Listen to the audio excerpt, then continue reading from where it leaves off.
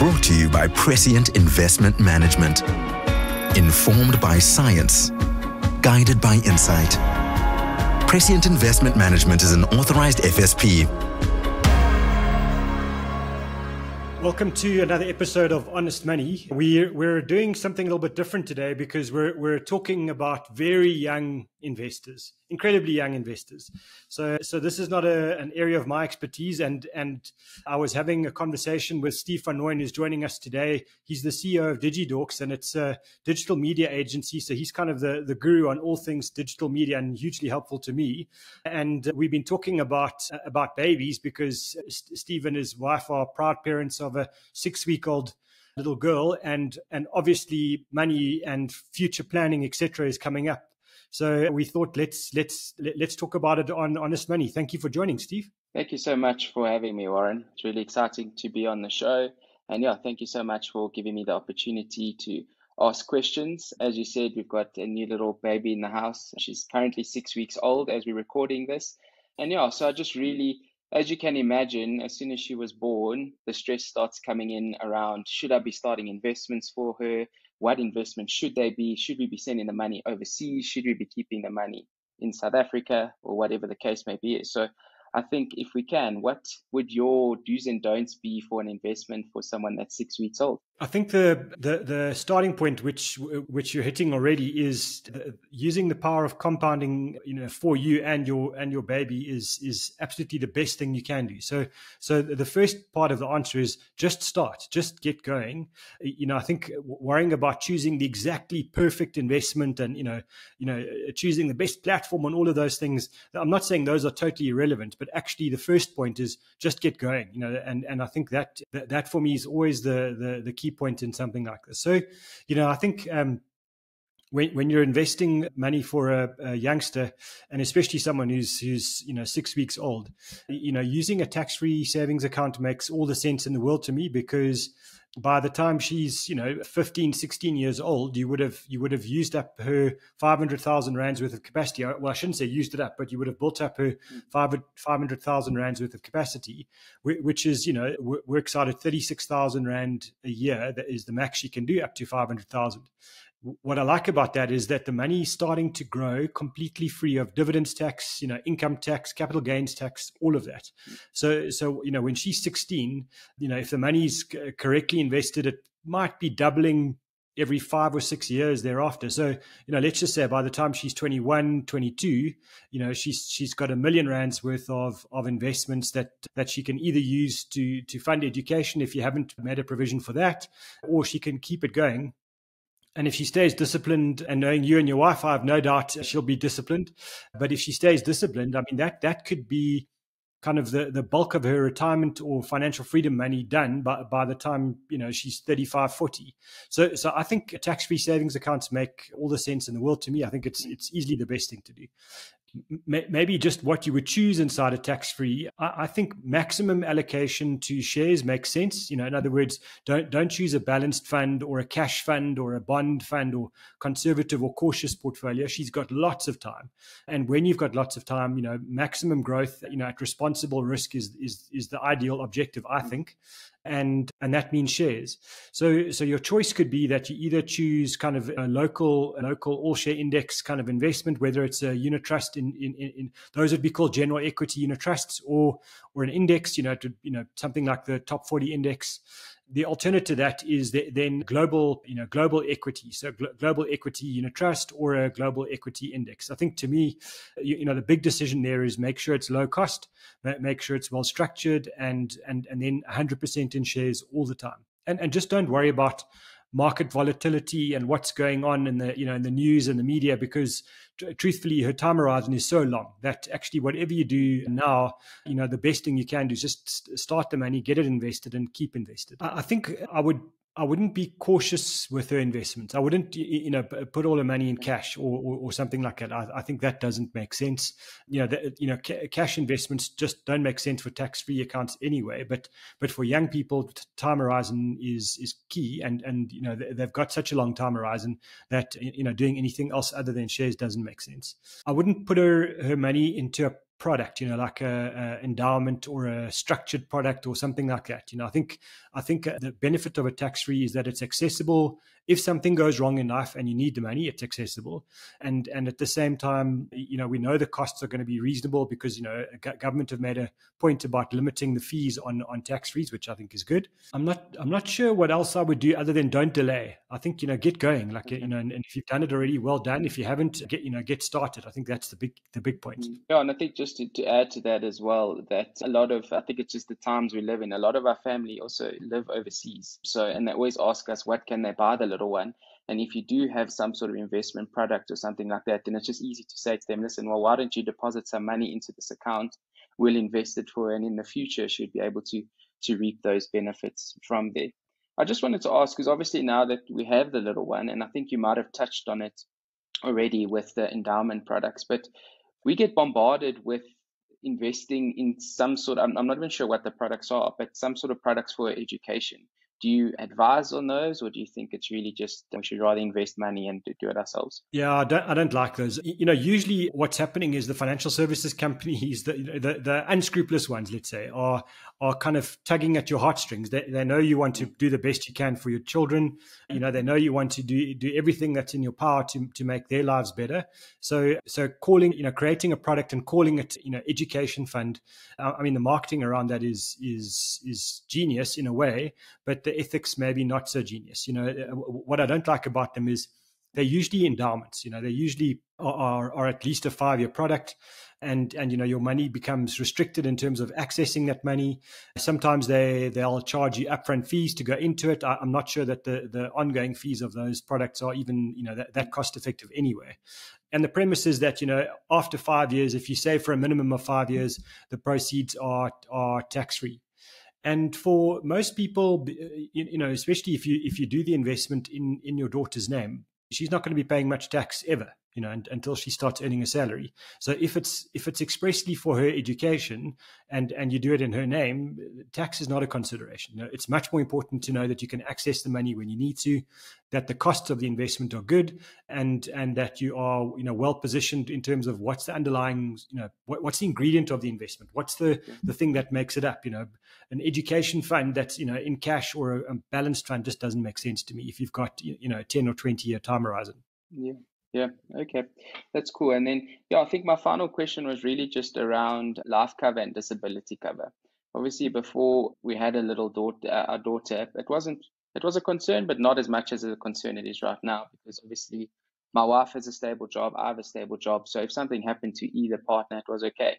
But now we obviously have a little one to think about. So we have obviously started the process and started getting quotes from different providers. And what really threw me is one provider charges you a couple $100, another provider charges you a couple $1,000.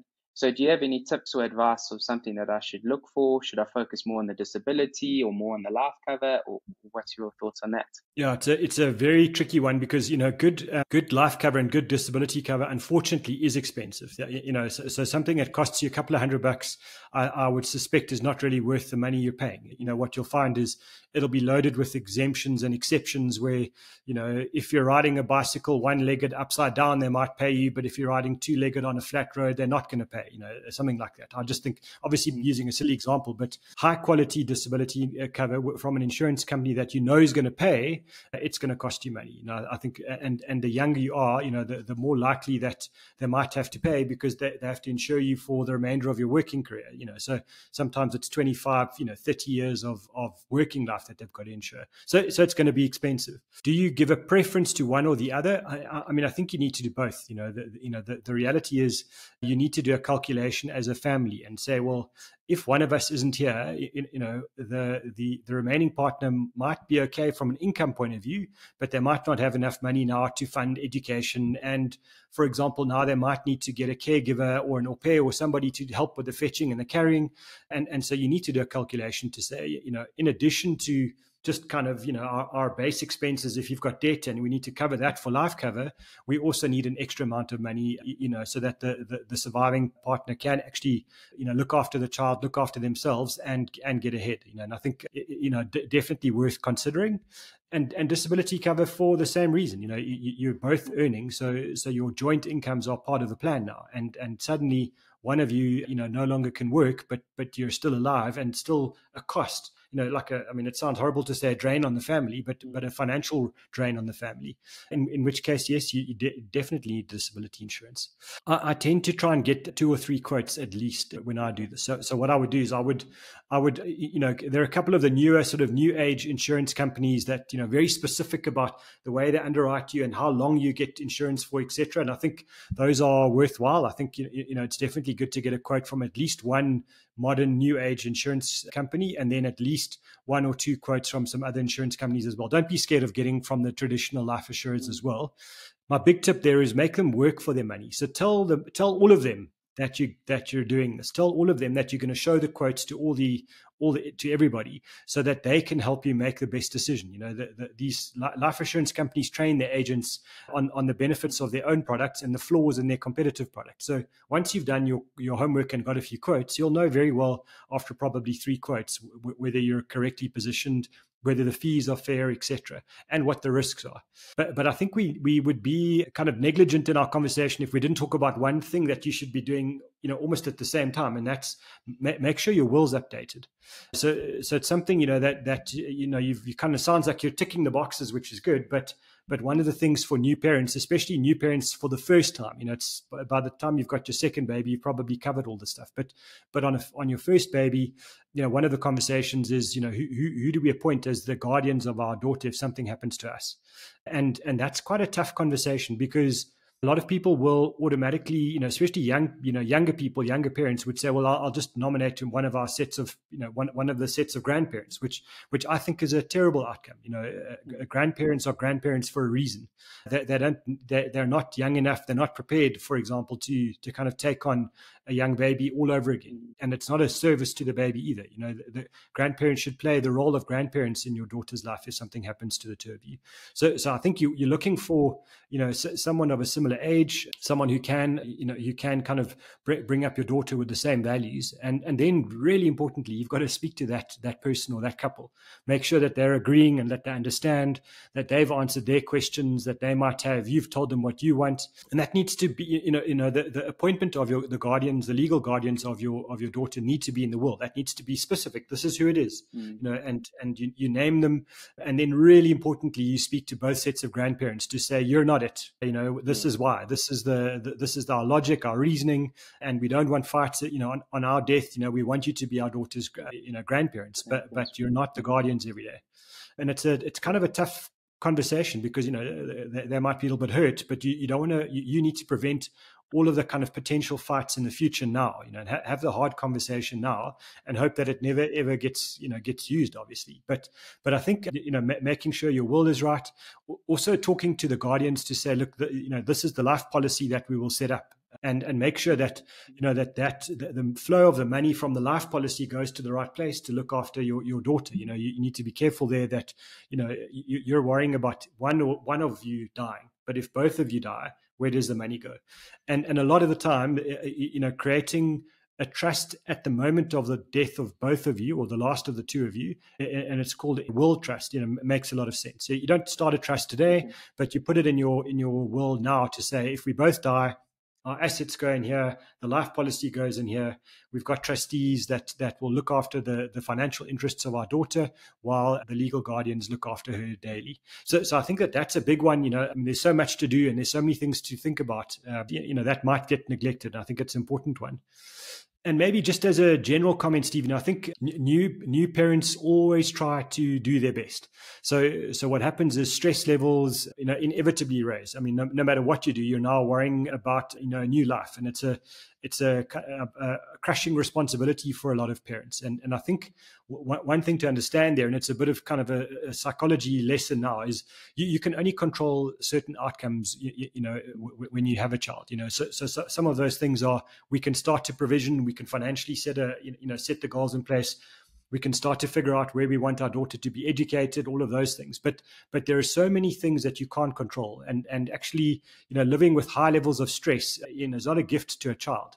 So once you've kind of ticked the boxes, make peace with the fact that there are a million things you can't control, and then spend your time being a parent. Spend your energy on your daughter and not on worrying about the future forever. I think lots of parents in South Africa are forever worrying about education and where's the world going, where's the country going, and there are millions of things that that could change every outlook. And I think a lot of the time we spend too much of our energy on things that just make no sense today, and things we can't impact. Worrying about the politics of the country is like worrying about the weather. You can't do anything about it. Just take a raincoat, and then you'll be okay. Take a jersey, and I think it's the same attitude to this. Make sure that you kind of done your ticked your boxes, and then spend your energy on the human side of this, and not so much on all the things you can't control.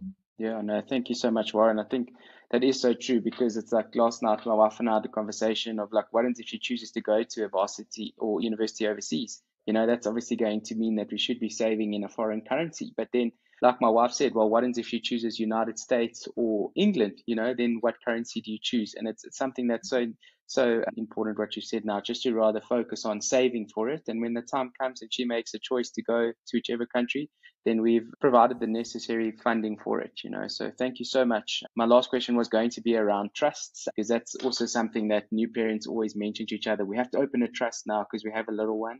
But you answered that question already for me. So yeah, that's all my questions for today. So thank you so much. I really appreciate your time. Yeah, thank you, Steve. That was great to have you on the show, and we'll check in with you from time to time to see the financial questions we need to answer as she gets older. Awesome. Thank you so much. Brought to you by Prescient Investment Management. Informed by science. Guided by insight.